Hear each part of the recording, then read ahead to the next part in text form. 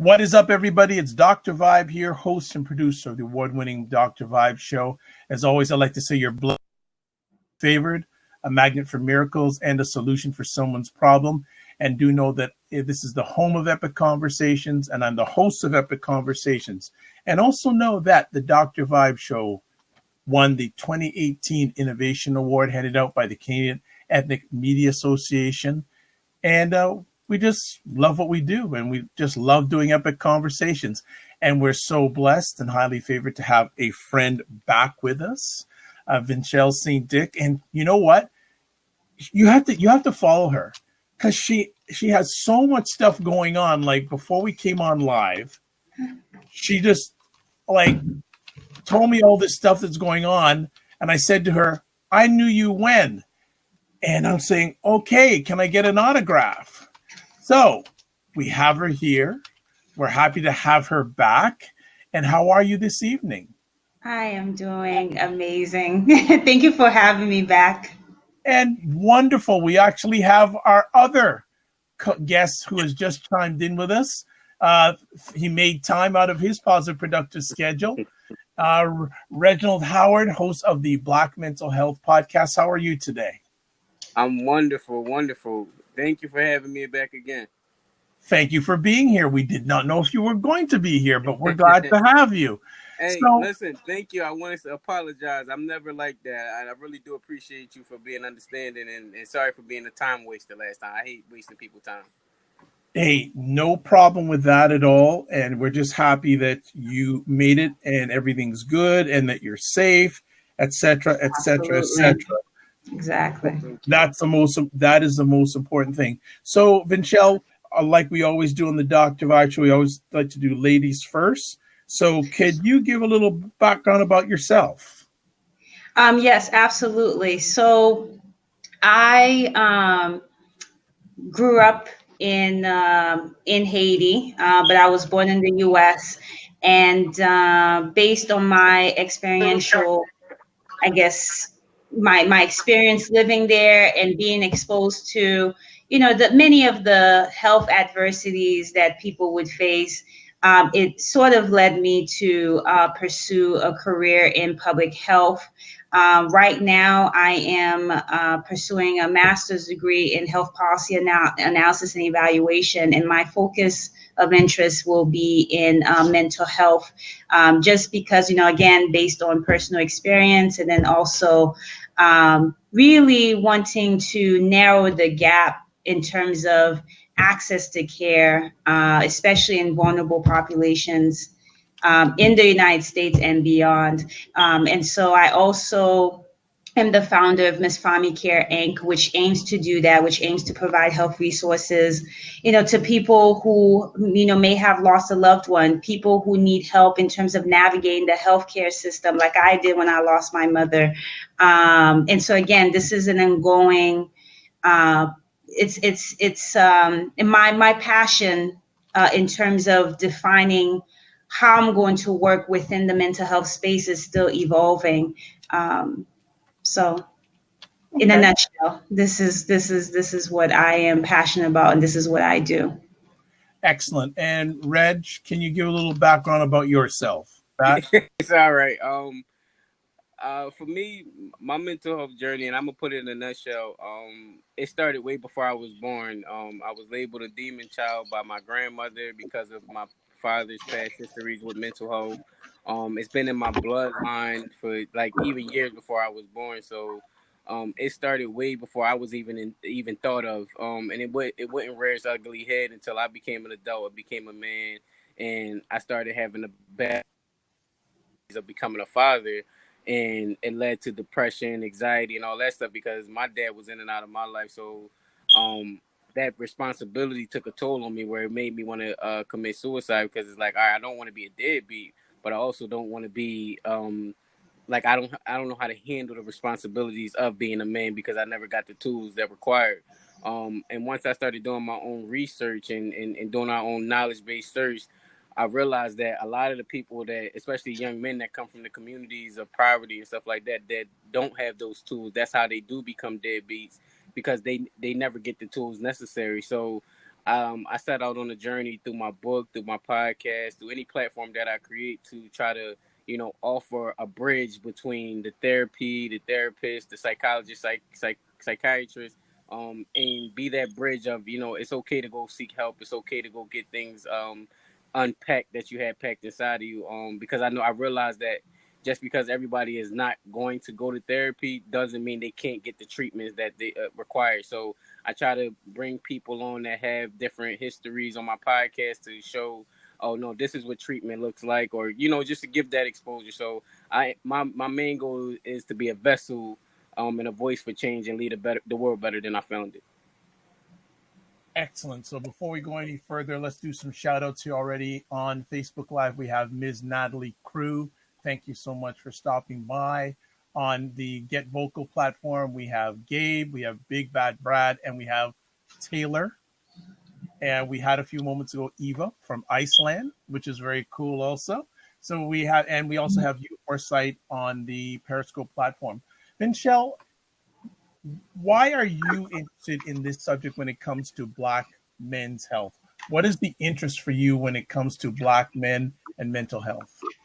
I mean, the interest came about with the fact that, I grew up again in on an island where, mental health is sort of like a taboo subject. And even though I knew that there were friends of mine who were going through depression, had ADHD, had suicidal ideations, it was something that was never really talked about. But then again, at such a tender age, I didn't really understand it myself, just because I was feeding into the culture of, judging it, instead of coming from a place of understanding. And it was not until I would say in college, when I started experiencing like levels of anxiety, that I realized that, wait a minute, these are the very things that I used to, to judge, but again, you don't know what you don't know.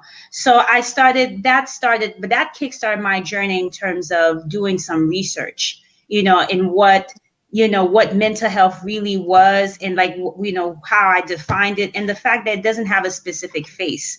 It's an equal opportunity employer. That's how I keep saying it to myself. It targets everyone and anyone, but Black men in general are, the most vulnerable, because they, again, men in general, don't usually tend to talk much about their feelings, just because there's this culture of toxic masculinity and this, like, reverberating message of, you need to be strong, and men don't cry. And again, these messages are perpetuated through and through, in social media, in the even the magazines that you read, tailored towards men's health.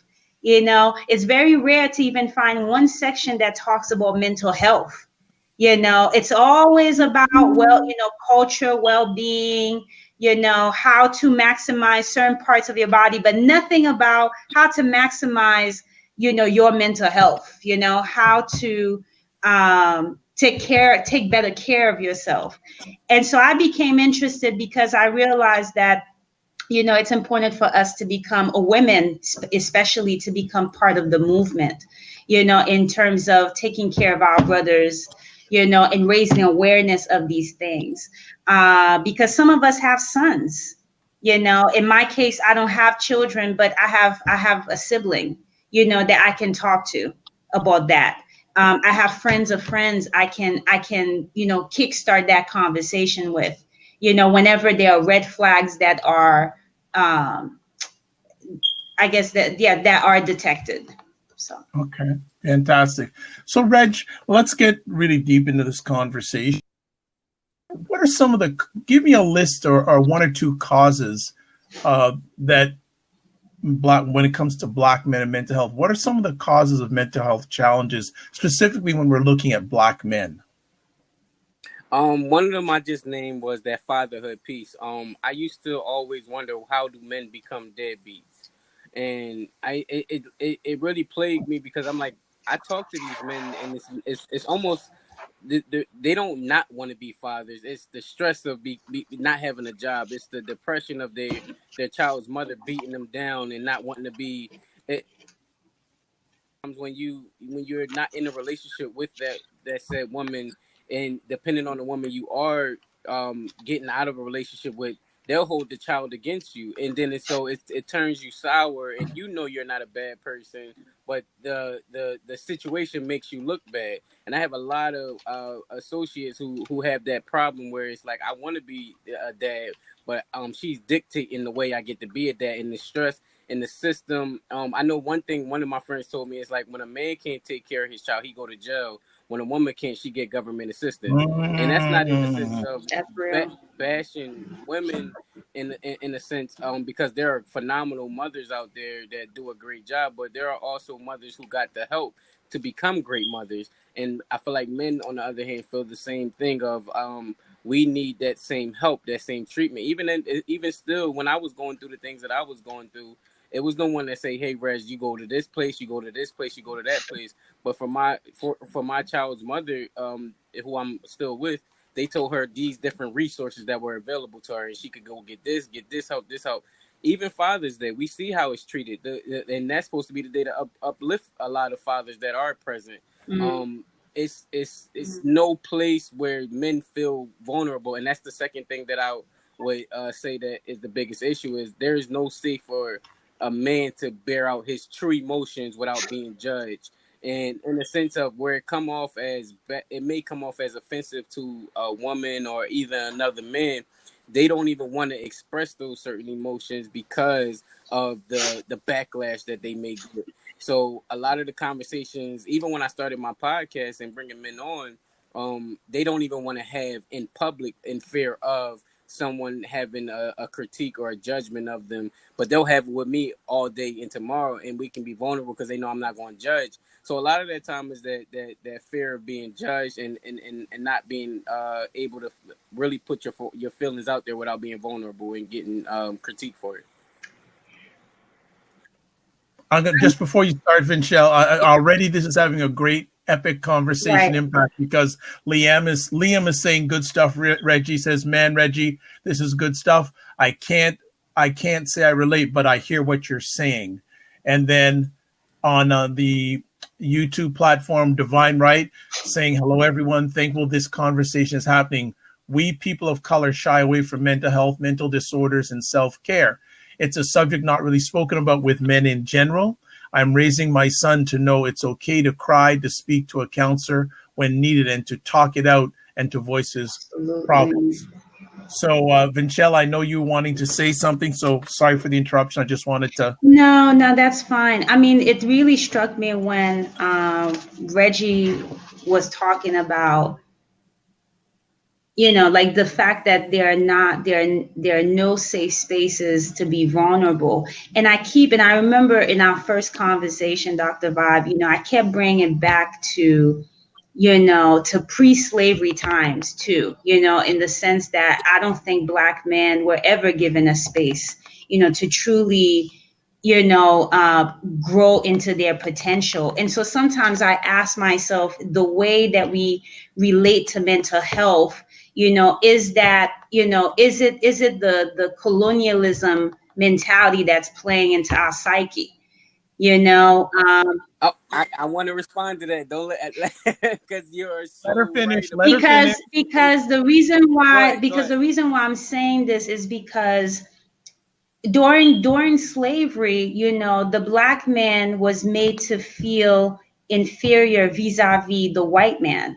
And it's interesting because even our language is not really our language, because it was taught to us by our oppressors to respond to their needs. So even in that, I mean, I could definitely understand Black men in general wouldn't even have the words to express how they really, really feel. Because if you go back in history, the Black man was always in a sort of state of oppression and made to see it as a form of failure, when in actuality it wasn't something that you asked for, it was just imposed on you.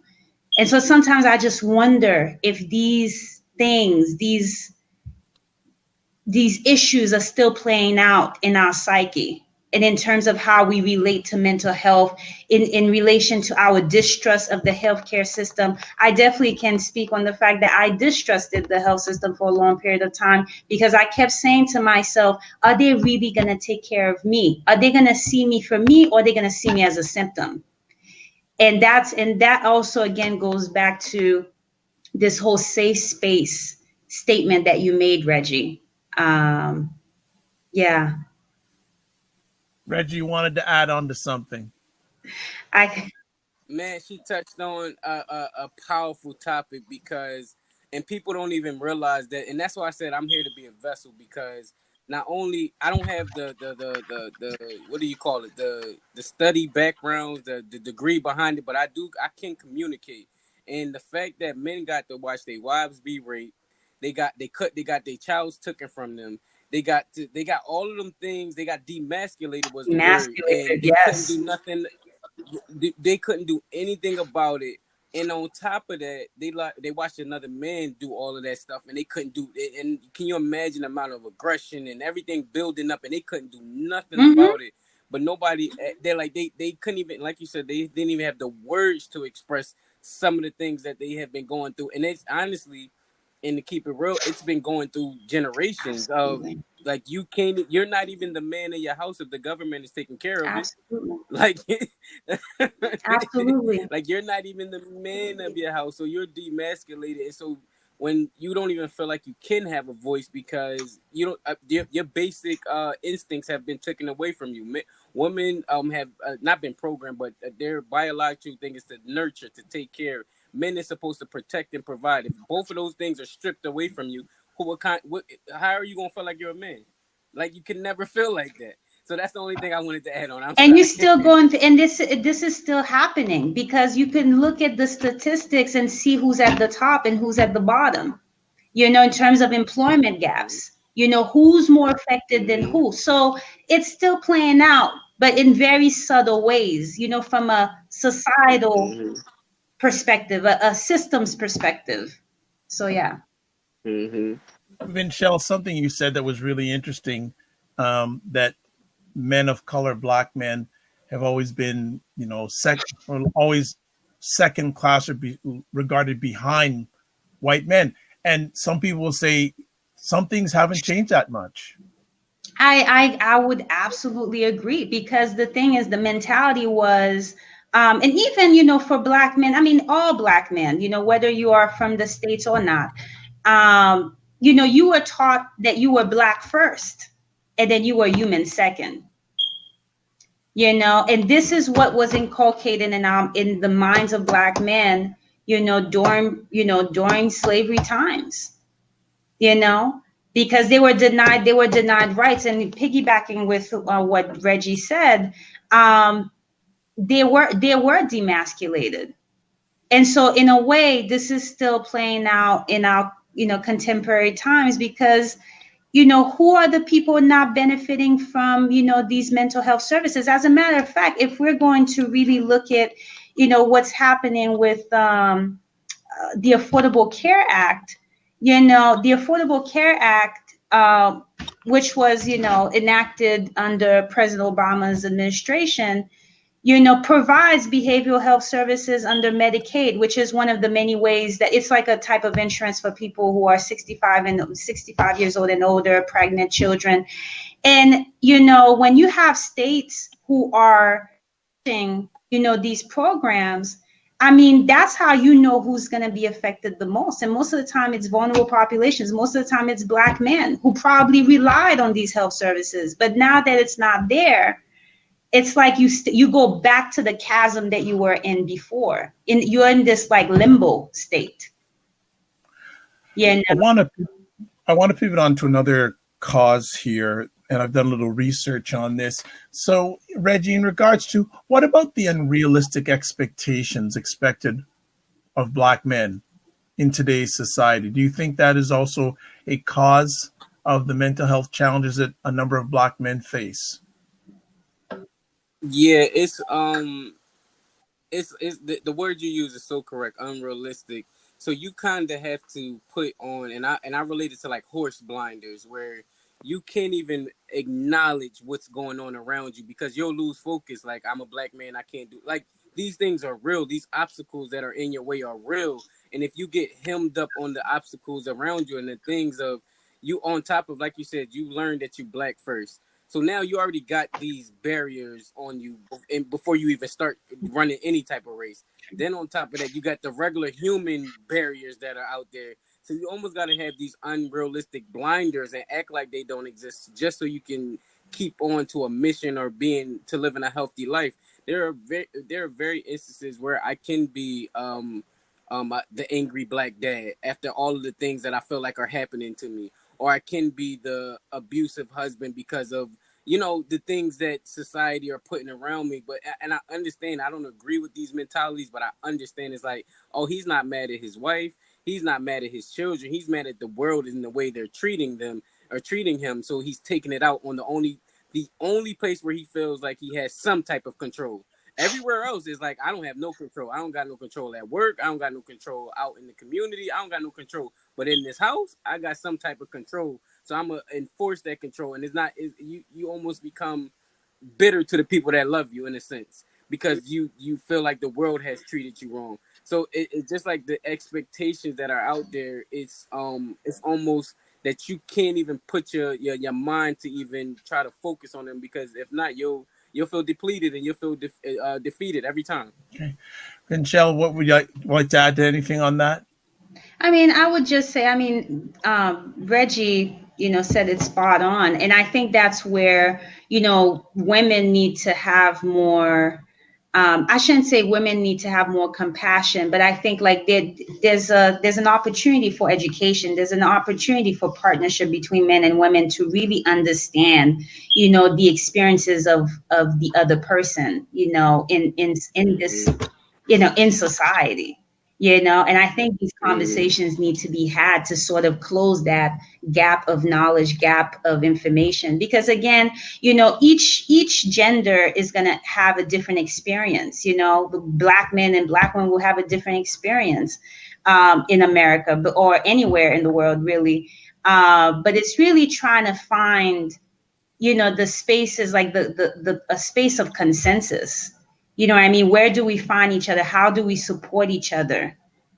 How do we come together and build and build resources? Like I mentioned, through MESFAMI Care, or just in general, how do you tap into the resources within your own community to be well? So I love the term you use, a space for consensus. Yeah, I think that was a very, very powerful term that you used there. Going back, we've got some more comments coming on the YouTube platform. Divine Right says, Reggie is so right. When I was receiving government assistance at one point, I had a lot of appointments, and there would be a waiting room full of women. I was told about the services to care for my child, but also places to go for support for myself, support groups, counseling, etc. And I'm wondering if those same services were even offered to men. So for both of you, are any services out there for men black men, when it comes to mental health? I mean, there is this one organization called Mental Health for America. I mean, they always post, resources that people, but it's more educational resources. I mean, I can tell you from my personal experience, when I lost my mother, I was not told, where the mental health resources were. This was something that I had to go and dig for. But that also creates, frustration, because you would think that, if you are going to provide behavioral health services, whoever is managing or overseeing that process would have already thought about that. And so that's also another point of conversation, really facilitating the process for patients, to find these places. And especially too, like really advocate on behalf of, mental health providers who are Black as well, really promoting these services, which is something that's not talked about. Because sometimes, like, that's the issue. You come into a room, you are at your most vulnerable state, and then you are spewing everything that's in your heart. And then the person who is right in front of you on the receiving end, doesn't really understand your experience. And so going back to your to the question, there are behavioral health services, there are mental health resources out there, but they're not readily available at your fingertips, which is why that was the reason why I even started this passion project, because I just felt that this is something that people should not have to be struggling for. But they're out there, Dr. Vibe. It's just, it's not, you have to go through many tabs Okay. to get it. So yeah. Red, you want to add on to that? Yes. Please. Can I add to that? Yes, sir. I think it's a chicken and egg game right now, where it's men don't feel like they're safe spaces, and then there aren't safe spaces because they feel like men won't be vulnerable enough to share. So it's almost like there are none created out there for them because men don't. It's both. It has to be a middle ground where it's like, all right, we're ready Right. to receive information, and the opposite end of organization, like, all right, there are men out there ready to receive or information. So it's a level of conversations that need to be debunked, like the ones that we're having now, where we can understand, like, there are, because I had to do, like you said, it's a lot of tabs, and I had to do a lot of research to start finding, because people will come to me, it's like, all right, you're entering the field, like, all right, I trust you, I hear what you're saying, bro, like, let's where do we go from here? And it was like, all right, I need to get some information now. Yeah. And so now I'm Well, starting to okay, find these so little Reg, organizations, I but just as want to well, interrupt there's there so for little both because they of have you. lack of support, Is lack there of also funding, a lack of lack of advertising, all of that Black stuff. mental health practitioners? So, and I'm gonna, that's one level. I'm gonna go down another level. Black mental health practitioners that are male, and then also practices that are culturally sensitive. Because having, and I'm drawing on my experience because I do a lot of mentoring of fathers in custody situations, etc. And I do with a lot of men of color. And it's very important that it's culturally sensitive. And I think that, it's great to get those services that men will come to, but I think the cultural sensitivity, I think, is a whole other level that needs to be addressed with this. And Venchele, it sounds like you No, want to but chat. also going back to the cultural sensitivity, that's something that has to start in medical school. This shouldn't be kind of like an experiment where the person goes through the training and then they are thrown into a community health center, and then that's when they are learning about cultural sensitivity. I think that has to be really included and clear within the curriculum of, like, for medical school or whichever institution that they go to, before they start practicing in the field. I think that's very important. And most of the time, that cultural sensitivity or cultural competency that, as they call it nowadays, is just not there. It's lacking. Because again, even the institutions where these Black practitioners are in, are predominantly white, or not even, they're not even open, to receiving that sort of education. So that's another thing too, and that's where, people at the top, people managing, overseeing these programs, really need to be held accountable in terms of really including race theory, if you call it like, I mean, if we want to call it that way, into that curriculum, and including those types of trainings on cultural sensitivity, so that they are able to serve their communities well, or vulnerable populations. No problem. Reg, you want to add on to that? The area of cultural sensitivity and Black mental health practitioners are people who are dealing with Black men who are dealing with mental health challenges. And I think it's just like what she just said. These are organizations that are predominantly white. So how can you expect organizations that are predominantly white to come and treat something that's they have no emotional ties to?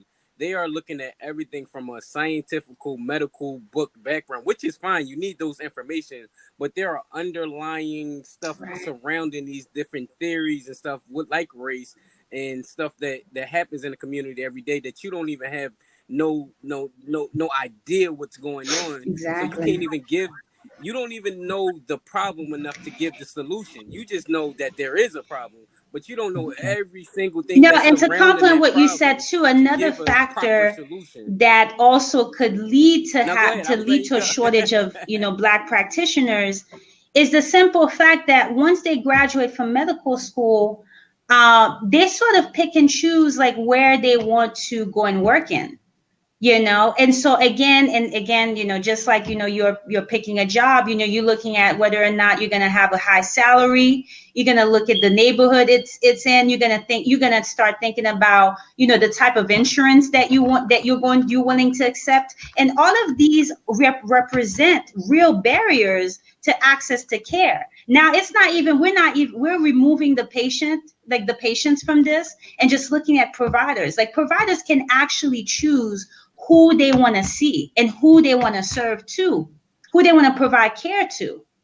So that's another thing too to keep in mind. Like, even when we're talking about, reducing or increasing access to care, I mean, the feeling is like we are in the right mindset, but at the same time, providers biases too can play a role in, hindering, people, certain groups of people from accessing care.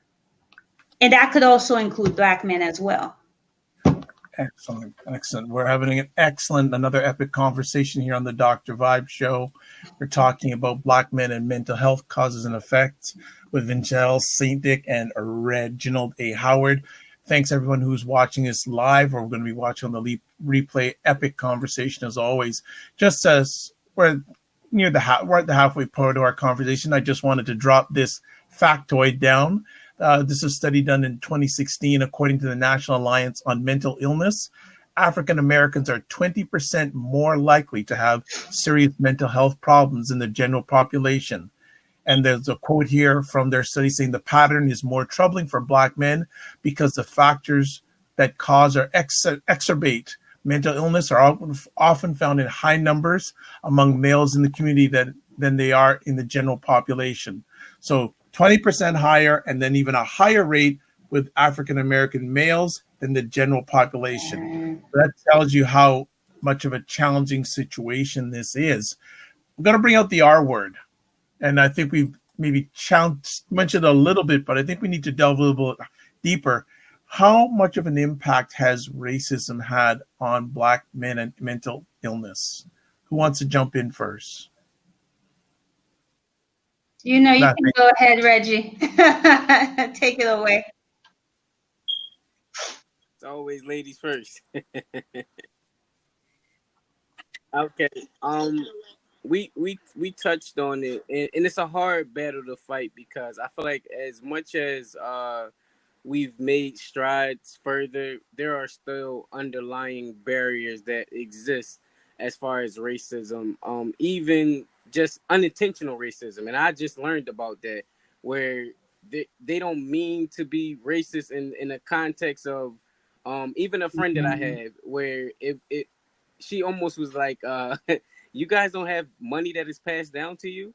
And I'm like, no, because she has a friend, like she's basically waiting on someone to pass on, and then they get a amount of money and all of that stuff. I'm like, we're not fortunate to have that. We are always trying to create that first generation of wealth. And so, and Dr. Bob, you just quoted NAMI, the National Allegiance of Mental Illness. I work within NAMI as a volunteer speaker, and we go to these schools and talk to these kids. And predominantly there are white women that come into these schools, and we're going basically into quote unquote the hoods or the sections of poverty, and they're not listening to these white women trying to tell them about Black issues. And so while they are producing information, they're not going to receive it because of their skin color. So now when Reg comes in the room, it's like, oh, a guy that understands these statistics and still is willing to come. Now it gives a level of validation. But I think to answer your question about the racism, it's a lot of unintentional racist things that are happening where and to be honest, I'll be vulnerable enough to give you this. I was just thinking about this today. and I haven't really shared it because I'm still working through it. But that same organization, they almost denied me access to work within the community Oh, to help my people because of a petty theft that I had in college. Like, and that was 10 years ago.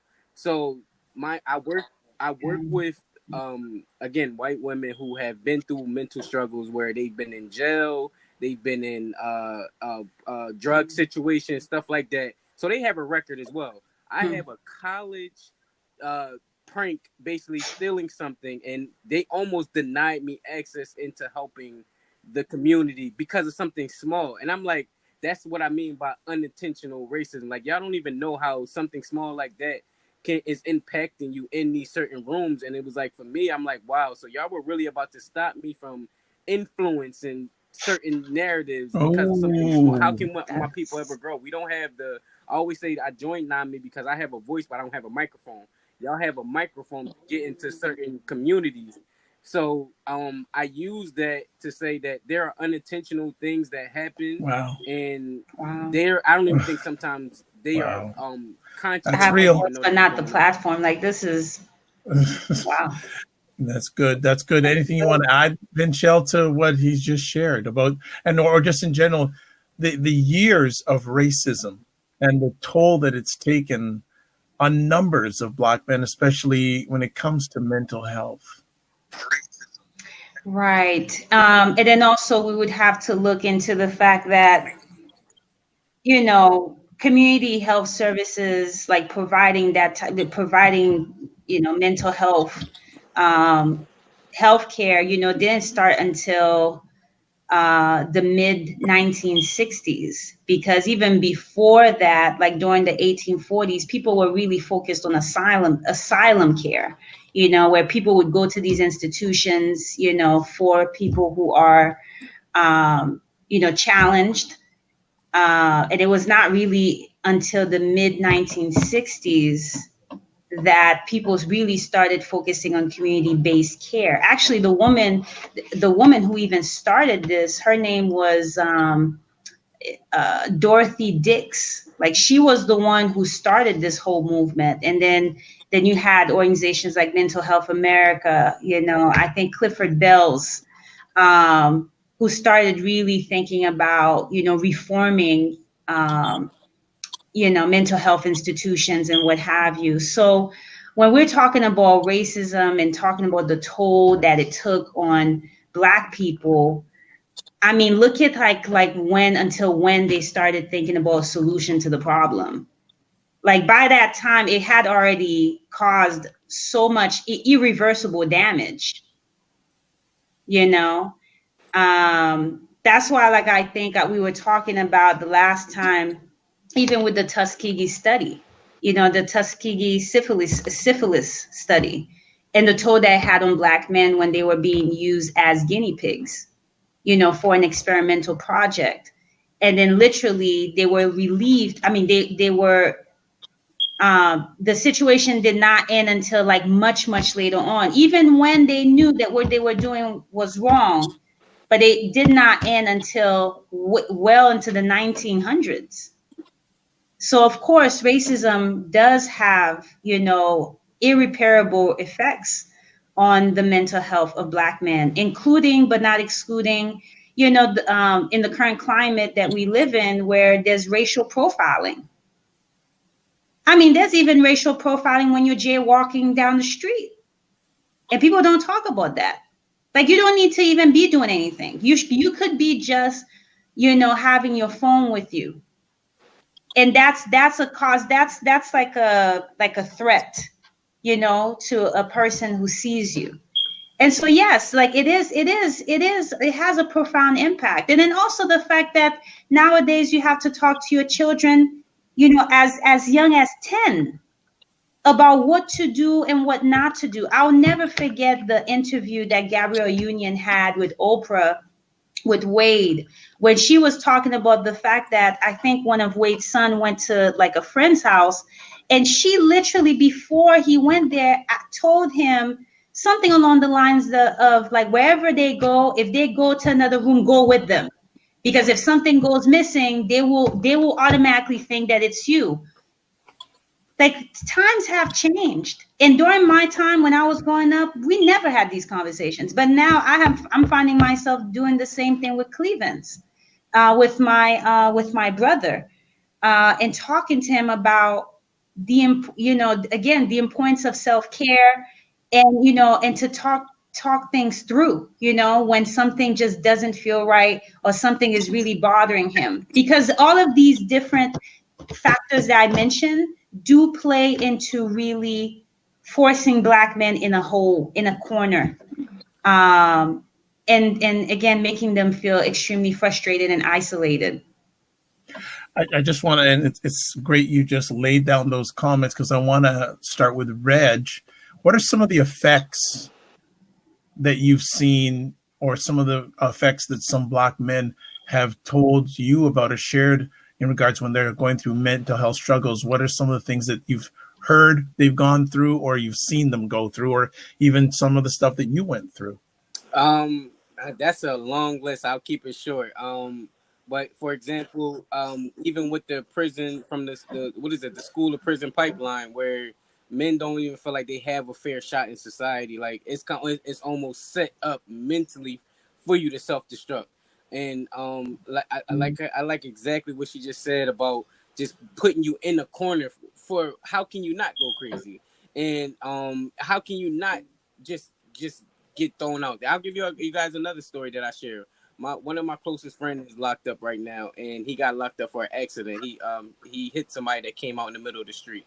And like 2 o'clock in the morning, he hit them. He didn't see them. It was 2 o'clock. Even though it was an accident, he panicked and ran away. So he's locked up because he hit and run basically. And it was like, even though he turned himself in and all that stuff, they still said, well, maybe if you would have stayed, he would have had a chance. Mind you, it was a homeless person, but that's a different story. He gets in there, and he's locked up right now currently, and he's doing something where he messes his hand up, his right hand. And long story short, he goes in there and they do the surgery on the wrong hand. So now he has his left hand messed up, and they messed up his right hand. Mind you, he's a criminal now to their eyes. They're not listening to him, and they do the surgery, put 9 screws in the wrong hand. So now he don't even trust them to get the other hand fixed, because y'all already messed up on one hand. Like, why would I go under the knife and under things again? So now he already has a record by accident. That wasn't even on his own fault. Because I feel like if he had money, and I went through that whole legal process with him, if we had money to secure a good lawyer, it would have just been a big fine. Especially because he had no prior criminal record. He had nothing. He had never been to jail or nothing. But now this one instance just escalated his whole life. Now the trajectory of his life changes, and people are always going to label him a felon, not even knowing that it's an accident. So that mentally plays on him. Like all he's worried about now is how I'm gonna find a job, how I'm gonna take care of my family, how I'm gonna do all of these things, and no one is going to ever take the time out to have that conversation with him, because he don't feel like they care in the first place. It's like they already messed up my hand. They didn't care that I turned myself in. He like, yo, I'd rather had not turned myself in if y'all was gonna treat me like this with the criminal system. He put his trust in the criminal system of, all right, I made an accident, it was a mistake, like cut me some slack, first offense, and it still caused him to be inserted within the system where now he don't know what's going to happen throughout his life, his trajectory of his life. So there are many instances with myself, included, where I was, dealing with different issues where I tried to talk to people. No one listened. No one even cared. Like I came to them and I was telling them I had this problem, but no one really was concerned about the conversation that I was presenting. So I'm like, I might as well just keep it bottled in and not share with anybody anymore. And there's a lot of men, and the only reason why they feel comfortable sharing with me is because I feel comfortable in asking. No one asks them. No one actually has the conversation, and they only share with me because Reg is like, now they're willing to call me like, yo, Reg, I'm going through this, or da da da da. Whereas before, they're not gonna call anybody because they don't feel like they care enough to do it. So it's so many similar instances where people, I've run across men that have these similar stories, and it all boils down to they feel like no one cares about how they really feel. Venchele, Men do you are want not to allowed to add feel to that? at the core of it anyway. I don't have anything, any additional things to add other than the fact that, again, the work has to start, at the individual level and at the community level, like starting Okay, these I just want to interrupt there because you're reading my mind like you do periodically. Let's talk about what work has to be done at the Black community level when we're talking about this subject. What needs to be done on that foundational level?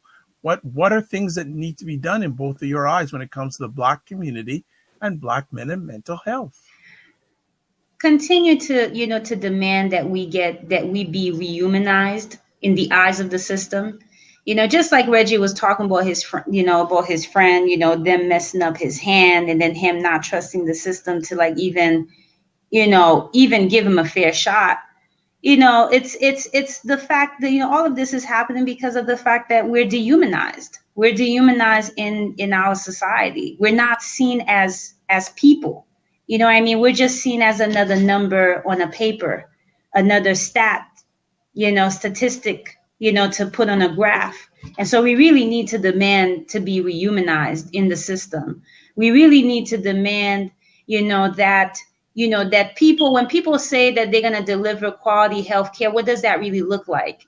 And who is your target population? What are the things that they're doing to really show to the Black community that that the system can be trusted? What I mean? That there are not so many holes. What are they doing to address the holes in the system to begin with?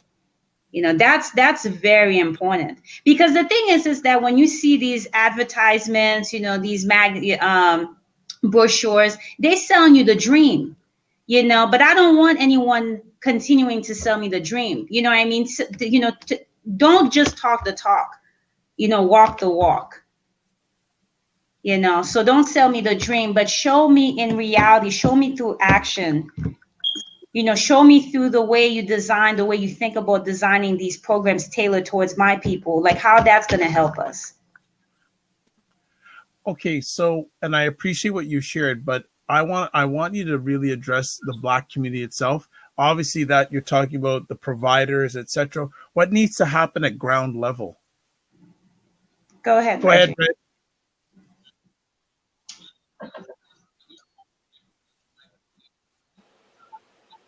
I I can answer it. For me, it's we need more people like me and yourself and Dr. Vibe and everybody else that do their part to change the narrative.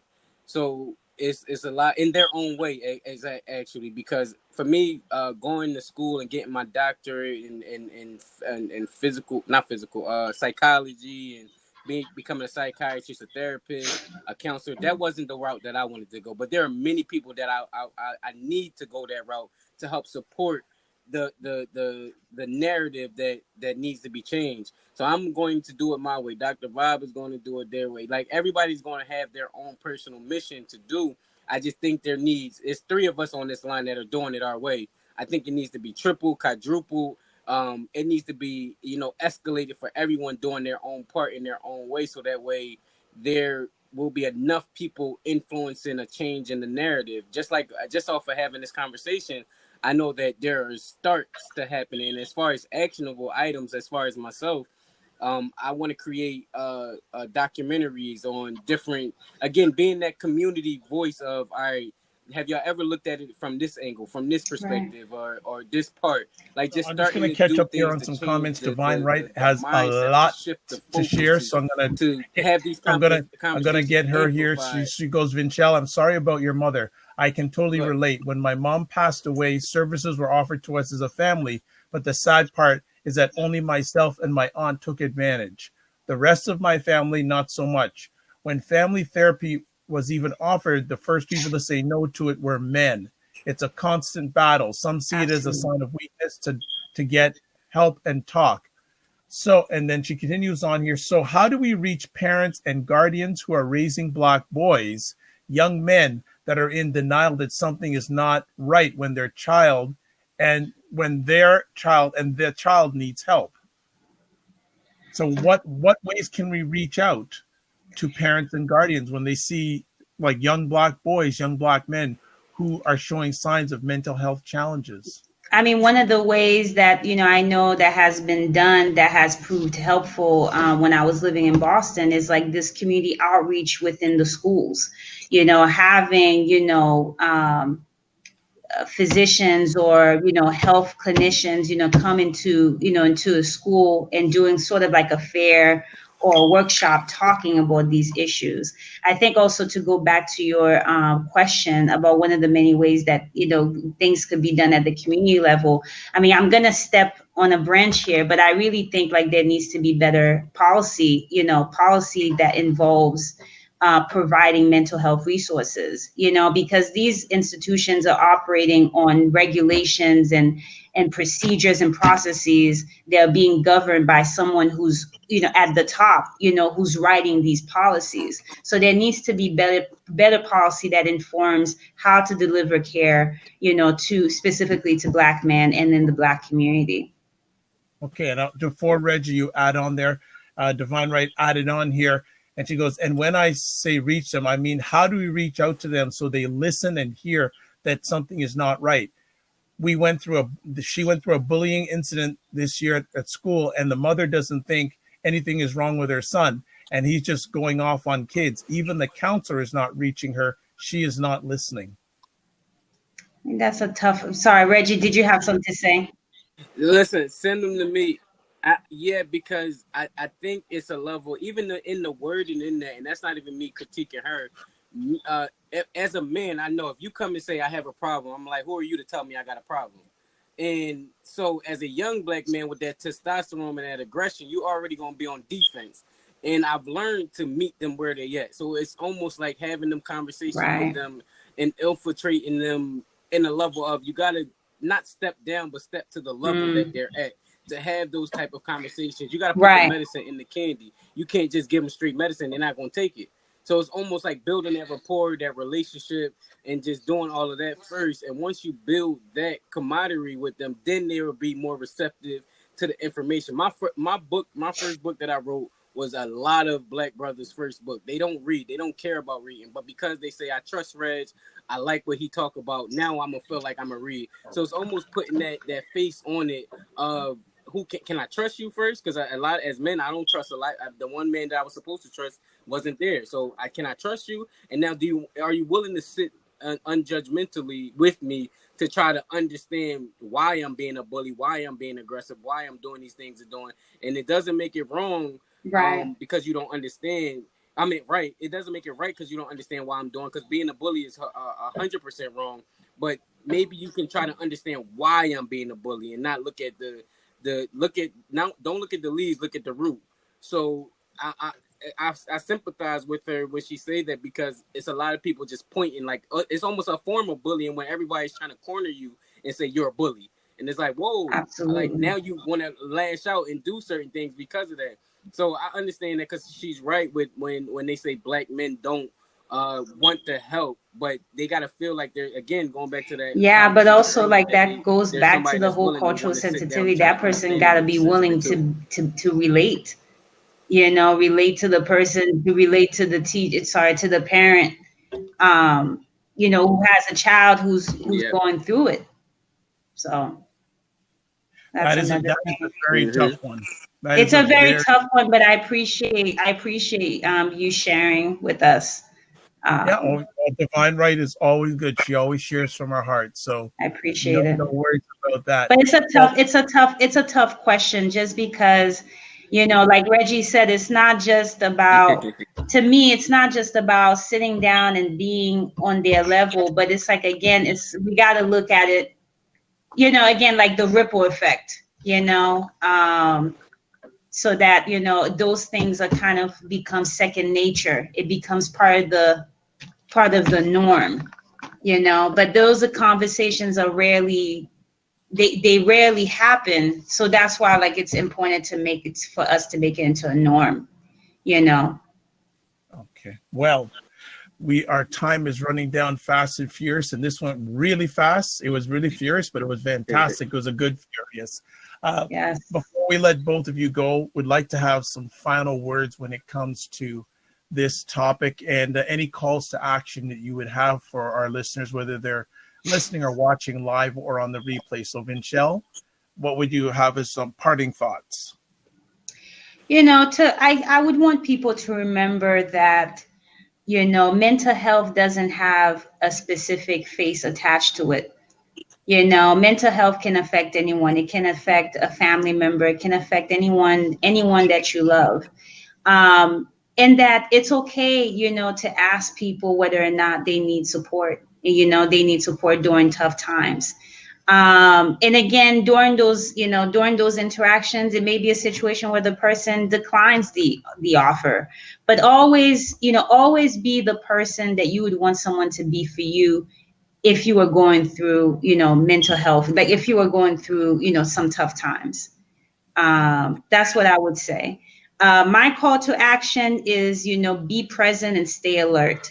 Be present with the people you love, the people who are around you in your community, and be alert to their needs, if you can, and try to help and try to support as much as you can. But also, hold these institutions accountable, in terms of like the care that they're providing. Make sure that even if you don't feel comfortable self-diagnosing or putting some sort of diagnosis, but if there are any flaws to the system, if there are any flaws to the way they're delivering the care, definitely mention it. Because these people depend on funding from the government, from other institutions. And so we really need to hold them accountable. If they're going to talk about delivering quality of care, what does that look like? Make them really define it for you, and make sure that the health care that you're getting is working for you. So there And you go. if people want to get in touch with you, what is the best way to do? What are the best ways? Venchele? What did you say? Sorry. I was just saying, if people want to get in contact with you, how can they do that? Oh, I can be reached via, all the social media channels, Twitter, Instagram, and LinkedIn. They will find more about my passion project, MESFAMI Care Inc., and then the current projects that I'm working on, writing projects, because I'm also a published author on the side. So Wonderful. And Reggie, parting comments, and how can people get in touch with you? And I say that to all the kids. So if you say this to a high school or colleges, don't let your environment eat you. Don't let where you come from dictate your actions, your mindset, the things that you do, the things that you want to accomplish. And the last question that I would ask to the person or the listeners that's out there is, do you have anybody that you can trust? Do you have anybody that you can go into unjudgmentally? Have you got anybody that you can like bare your soul to? And if you don't have anybody that you can go to, how about you become that person and start to, that'll start that fire that Dr. Vibe was looking for, where you can individually do the change by you being that person people can come to, being that level of vulnerability that people can weigh their soul on. So I would like to put that out there, and everything for me is Reginald A. Howard on Instagram, all social medias. My website is Reginald A. Howard, and then the Black Mental Health Podcast if you want to find it that way too. I just found out I'm Googleable, so you can Google Reginald A. Howard. No, the Black you're not Mental Health Googleable. Podcast, You're both and you'll find it. Googleicious. I love it. You're Googleicious. All right. So I would like to thank both of you for taking time out of your positive, productive schedules to be on this epic conversation today. If you are watching live or on Get Vocal or on YouTube, I did put links. They have been on separately on the Dr. Vibe show before, but you can go to my website, catch out their separate conversations, and I have a feeling they'll be back with us again in the near future. I'd like to thank a few people who stopped by the conversation tonight. There's Taylor, there's Aaron, there's Liam. We also had Gabe, Big Bad Brad, Eva from Iceland jumped in on the YouTube platform. Of course, we had our dear friend Divine Wright. Thank you so much for sharing. And she says, and she did like, I don't know who said it, I can't remember, saying, don't look at the leaves, look at the root. So Divine Wright loved that. Was Reggie. So she loved that comment, and also had a few people that jumped on via the Facebook Live. We had Ahmed Hazal Senior, Stephen J. Cagno, Rosa Graydon, and she said, listen and learn with this conversation. So that is very powerful. Leah Brown and others. I'd like to say I'm Dr. Vibe, host and producer of the award-winning Dr. Vibe show, the home of Epic Conversations. I'm the host of Epic Conversations. If you want to find out more about myself, you just need to just go on the World Wide Web and just put in the drvibeshow.com. All my social media information is there. My 2,000 Epic Conversations I've done are there, and contact information too. I'd like to also just say on the Periscope end, thanks for joining you, Foresight, Tweet J Hood, and also Alicia NUCR60. Her first day on Periscope, she took time to drop into the conversation, and Flo M. Bernard also joined in. I always like to say, you're blessed and highly favored. You're a magnet for miracles. You're a solution for someone's problem. And finally saying, aim bigger, aim higher, aim wider. Walk good. God bless. Peace be well. Keep the faith. And we'll see you soon. Have a good night, everyone. And one last thing, actually. If you are concerned about anybody, ask them this simple question. How's their world? Very simple question, but you'll get, if that person's willing to share, I think it's a very important question to ask people. How's your world? Good night, everybody.